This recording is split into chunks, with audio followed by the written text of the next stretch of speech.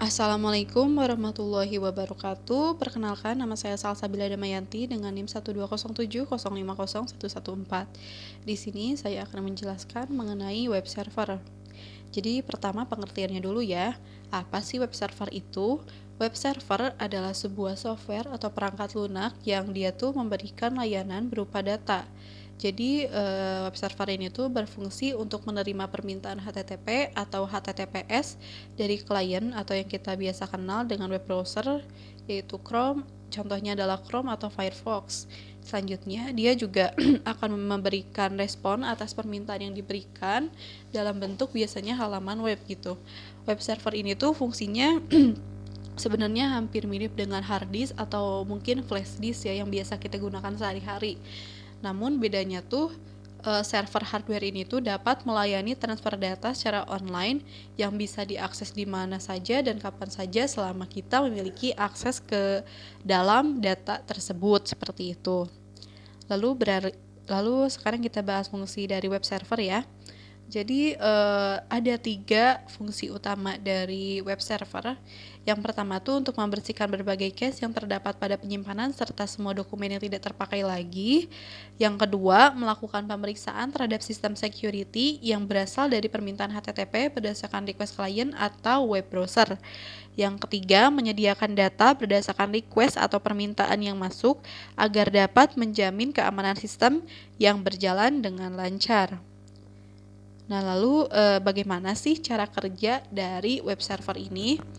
Jadi, ketika klien atau web browser melakukan permintaan kepada web server, maka permintaan klien tersebut tuh akan dikemas pada paket TCP dan dikirimkan ke alamat tujuan, biasanya berupa HTTP atau HTTPS untuk dikembalikan lagi kepada web browser dan ditampilkan kepada browser.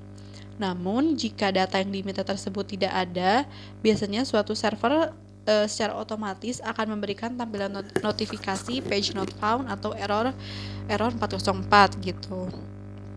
Nah, untuk lebih mudah memahami gimana sih cara kerja dari web server tuh, kita bisa membayangkannya seperti proses saat kita ingin membeli obat-obatan ke apotek gitu.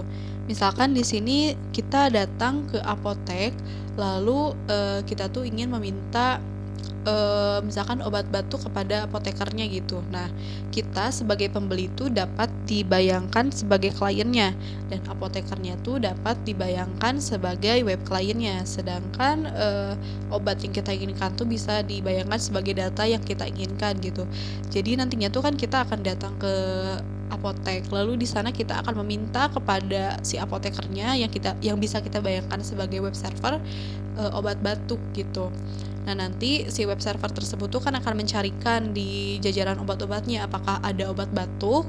Jika ada, nanti obat batuk tersebut tuh akan diberikan kepada kita dan biasanya tuh kan suka dikasih bungkusan gitu. Misalkan bungkusannya tuh plastik atau kantong kertas dan lain sebagainya gitu untuk kita bawa pulang ke rumah. Seperti itu mungkin agar kita lebih mudah membayangkannya ya. Lalu jenis web server, mohon maaf ini salah ketik. Jadi web browser tuh ada banyak jenisnya ya. Yang pertama adalah Apache. Nah, Apache ini tuh merupakan web server yang paling populer dan paling sering digunakan oleh banyak orang. Pada awalnya, Apache ini tuh sebenarnya didesain untuk mendukung penuh sistem operasi Unix.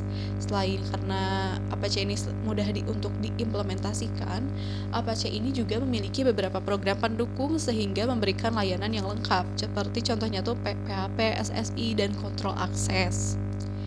Lalu selanjutnya ada Nginx. Jadi Nginx ini tuh dikenal mampu melayani segala macam permintaan seperti request pada dengan tingkat kepadatan lalu lintas atau traffic yang sangat padat. Lalu Microsoft IIS.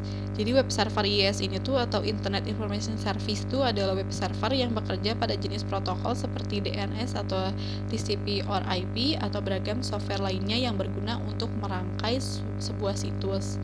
Sebenarnya masih banyak lagi ya web server lainnya, contohnya kayak ada Sun Java System, Apache Tomcat, Microsoft Windows Server 2008 IIS, Use, dan lain sebagainya gitu.